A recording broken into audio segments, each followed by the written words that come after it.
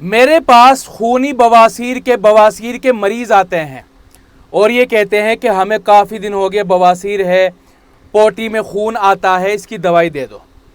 लेकिन जब मैं पूछताछ करता हूँ और तशख़ीस करता हूँ तो पता चलता है कि कुछ लोगों को तो वाक़ईतन बवासीर है और बवासीर की वजह से खून आ रहा है, लेकिन कुछ लोग ऐसे भी हैं कि जिनको बवासीर नहीं है, उनको खून आ रहा है इन्फेक्शन की वजह से, और वो आज तक बवासीर की दवाई खाते आ रहे हैं, उनका खून ही नहीं बंद होने का नाम ले रहा है।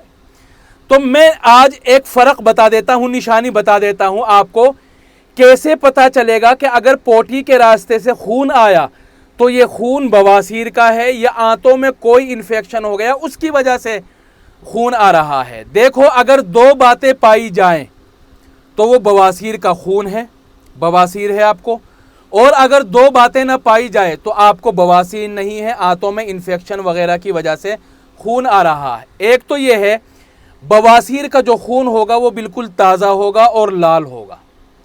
अगर पोटी के रास्ते से खून आ रहा है ब्राउन कलर का या काले कलर का, तो फिर वो बवासीर का खून नहीं है, एक निशानी। दूसरी निशानी ये है कि बवासीर का जो खून है वो पोटी के साथ मिलकर नहीं आएगा, पोटी से पहले आएगा या पोटी के बाद आएगा। अगर खून पोटी के साथ मिलकर आ रहा है तो ये बवासीर का खून नहीं है, ये इन्फेक्शन वगैरह की वजह से खून आ रहा है। बस ये दो निशानी याद रख लो। अगर ये दो निशानी है, यानी खून भी ताज़ा है, लाल है, और पोटी से पहले या बाद में आ रहा है, तो बवासीर है। और अगर ये दो निशानी नहीं है तो बवासीर नहीं है। मैं एक ऐसी दवा बताता हूँ, इंशाअल्लाह खून किसी भी वजह से आ रहा हो, चाहे बवासीर की वजह से, चाहे इन्फेक्शन की वजह से, चाहे अल्सर की वजह से या किसी और वजह से, इंशाअल्लाह इससे पहली ही खुराक से आराम मिलेगा, कब्ज़ भी नहीं होगा और खून भी बंद हो जाएगा।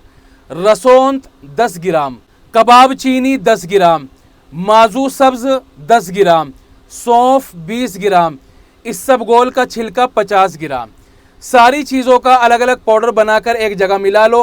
रात को सोने से पहले सिर्फ एक टाइम, रात को सोने से पहले 1 चम्मच ले लो गुनगुने पानी के साथ, इंशाअल्लाह पहले ही खुराक से आराम मिलेगा। अच्छा, ये जो चीज़ें मैं बताता हूँ ना नुस्खों में, कबाब चीनी, रसोंत, अभी आजकल हर आदमी की समझ में नहीं आते, तो ऐसा कर लिया करो कि इनको गूगल वगैरह पर सर्च कर लिया करो कि इसका आपके इलाके में नाम क्या है, इंग्लिश में क्या नाम है।